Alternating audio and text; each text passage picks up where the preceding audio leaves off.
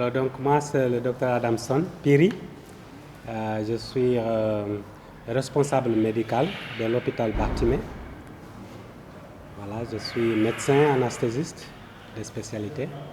et je suis responsable médical depuis 2012. D'abord, nos remerciements vraiment à toute l'équipe qui est derrière cette idée. C'est une initiative noble qu'il faut saluer parce que nous le savons tous que le donner du sang, ça sauve des vies dans plusieurs domaines de l'exercice médical. Donc cette initiative, elle est noble, elle est à saluer, elle est à encourager partout. En étant le premier ici à l'hôpital Barthélemy, en collaboration avec l'association Massa, nous voulons vraiment dire que ça sera le premier de plusieurs campagnes qui vont s'organiser dans le but de recueillir du sang pour nos besoins médicaux et médico-chirurgicaux, qui est vraiment une réalité dans la prise en charge médicale et ou chirurgicale de nos patients. Oui, pendant plusieurs années, nous sommes confrontés avec ce défi de manque de produits de sang et de difficultés à accéder du sang. C'est vrai que pendant des moments difficiles, ça peut être compliqué. Le sang est accessible, mais la procédure, parfois, ça peut être très lourd, très longue, et ce qui n'est pas très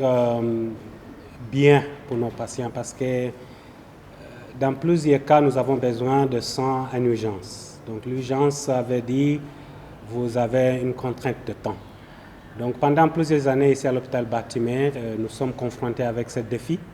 que nous avons beaucoup travaillé pour élever avec des responsables du district et du régional et même national pour en faire de sorte qu'on peut avoir au moins un accès rapide aux produits de sang. Oui, je peux le qualifier comme difficile parce que notre centre de traitement du sang se trouve à l'hôpital régional. Donc il s'agit de démarches certaines pour y arriver. Donc ça peut prendre du temps, des coûts de fil de téléphone, trouver des transports à y aller chercher, puis amener de donateurs pour qu'ils aillent donner du sang. Donc la procédure était un peu longue, qui fait que ça prend du temps. Parfois, c'est critique. Le temps à l'urgence peut être un facteur qui peut déterminer de vie ou pas. Donc, avec cette initiative, nous voulons vraiment améliorer cet accès avec ces collaborations. Man maay Aliou Gningue, président mission Massa,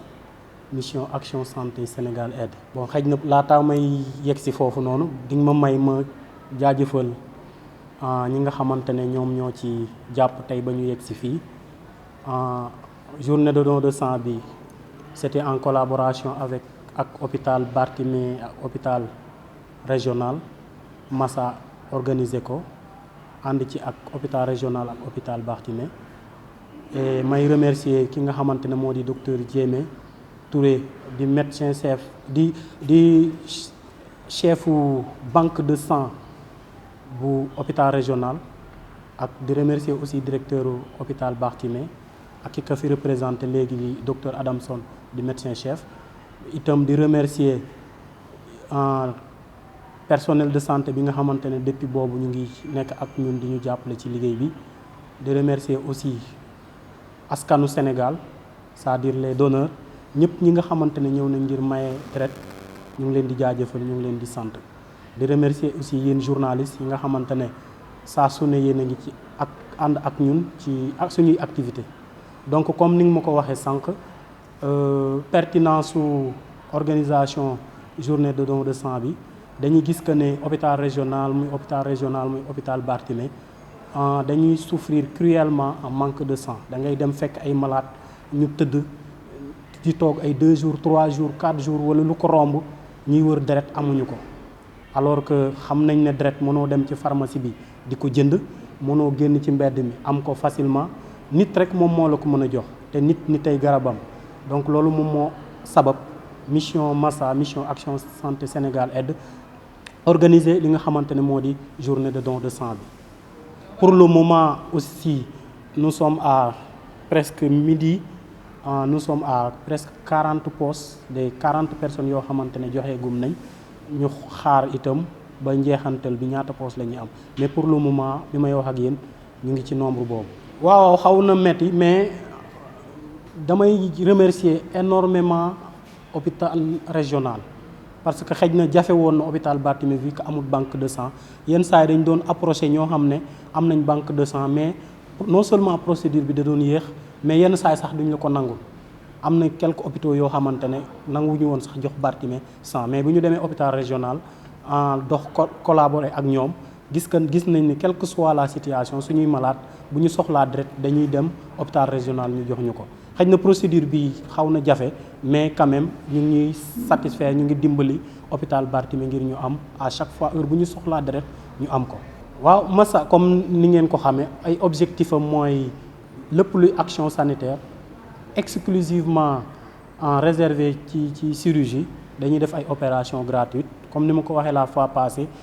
yemuñu rek ci ay chirurgie dañuy def ay consultation gratuite comme ni ñu ko defee le 14 juin 2025 à Club des Thiers Mbour 1 ni ñu ko defee woon avec presque li jege 1000 malades yoo xam ne bénéficié wu nañ ci consultation boobu noonu avec des échographies dépistage du cancer de col de l'utérus. Aujourd'hui tey dañoo ñëw def journée de don de sang comme ni ma leen ko waxee man le président dama demoon hôpital régional defi visite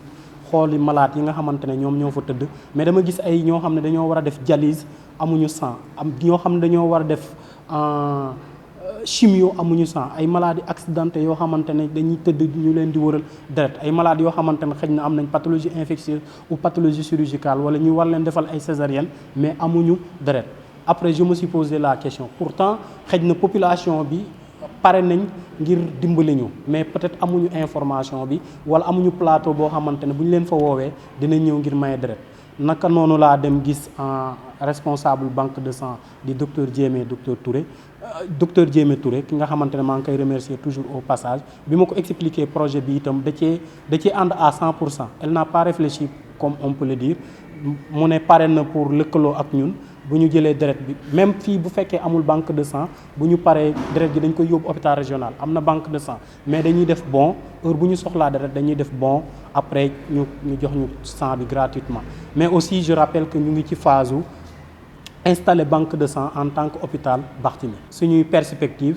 voilà am nañ perspective boo xamante ne bëgg nañoo def campagne de chirurgie en tant que telle dajale ay pathologie ay chirurgicales yu bëri def campagne comme ni ñu ko defee ci don de sang defee ko ci consultation gratuite mais campagne bi nga xamante ne moom moo gën a pointe à l'heure te ñu nekk di ko programmer mooy 100 enfants circoncis gratuitement. Donc d'ici peu de temps maa ngi leen di jox dig daje fii ak weer ñu réaliser li nga xamante ne moo di projet boobu noonu nga xam ne dañuy dem ci daara yi dem ci mbedd mi dem ci kër yi au moins ñu collecte lu tolloog 100 enfants ñu si defal leen circoncision gratuitement.